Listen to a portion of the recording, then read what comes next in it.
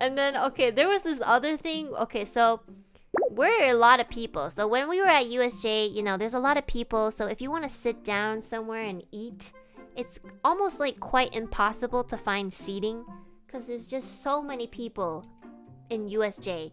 And if you want to sit anywhere and eat, it's really hard. So there's a lot of us, so of course we'd have to split up and sit all over the place. But the thing is we can't even find like one table. But well, you know, me, Meliko, Aya, and Petra, we all found one table, so we shared that one table, and we were kind of like scouting for other tables to be like available while the others were like waiting in line to get the food. And the line was really long, but we were in charge of like scouting for available tables. And then Hex comes in. Hex gave himself the duty to like scout tables as well. He scouted the entire like cafeteria. So he was like walking around, and all the four of us, like me, Aya, Meliko, and what's her name? Petra. Sorry, Petra, I love you.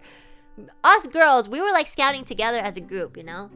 But Hex was just like scouting by himself. So eventually when we sat down and we were still kind of like looking for other tables, Hex just randomly comes out from like a tree. I swear to God, he was like behind this fake tree and he just came out. And it scared the shit out of me. I just see like this man, like, you know how Hex is, like, he's pretty tall, right? He has like this blue hair and glasses, and he's just like he's just like this tall ass thing, you know? And you know, he looks really like emo.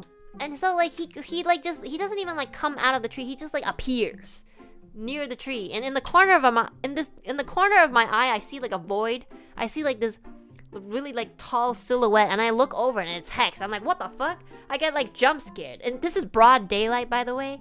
He comes over and he's like, yeah, so I'm still scouting for tables. I can't seem to find any, but I'm gonna make another round. Like he talks as if he's trying to sell something. He's like, I'm gonna make another round. You know, like what? Scouting tables? Like just do it then. Like the way that he had to describe looking for tables was hilarious to me. So like Hex, you know, announced to us that he was gonna try to scout for other tables. So he starts walking around. And the way that he walks around the tables was so scary. Like, I feel so bad. So you know how like USJ is full of like kids and like couples and just families, and they're all just like eating pizza with like baby strollers and then with the kids in their laps. And then there's this man who's just really fucking tall for no reason, with blue hair, glasses, and like a fucking cloak. I don't know what he wears. And he just looks super emo. He has like all this jewelry on him that, you know, you're riding a roller coaster, man. Why do you need jewelry?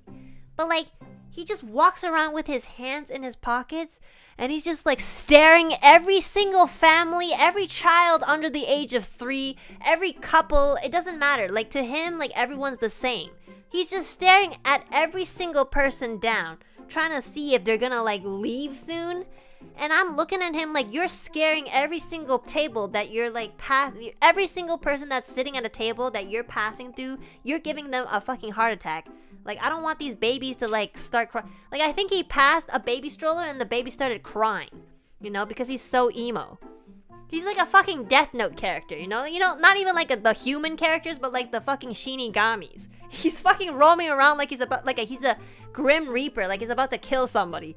And I see this and I film it because I want to show him when he comes back.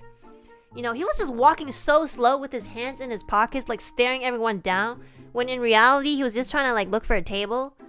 But the way that he was looking at he was like, I can't even make the expression. He just looked like he was angry, you know? And so like he was looking for the tables, and I was filming him, and I was telling Aya and Petra and Meliko, like, why does this guy look like he's selling drugs at USJ? Which he wasn't, by the way.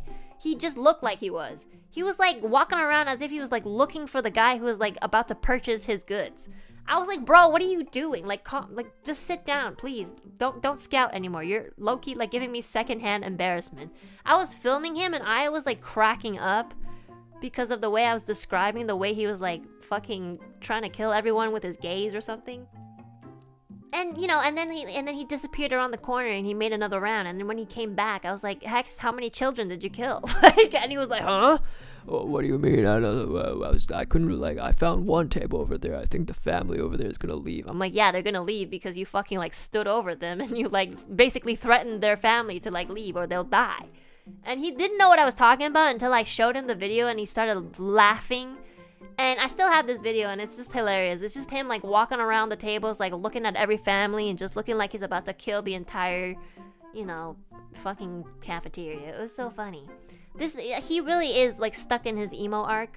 I thought it was just like a brand, a facade, but honestly, I don't know if he can get out of it.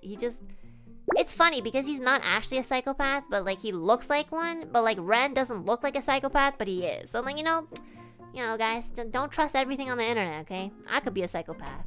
I don't know. Yeah.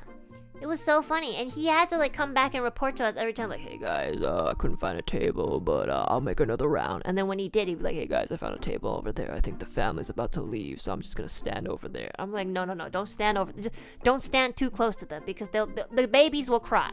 Okay, like the fucking staff will come out and be like, okay, someone, are you threatening our fucking customers? Please stop. You know, so. You're gonna become like Japan's most wanted before you go home. So please let me do it. Okay. So, oh my god.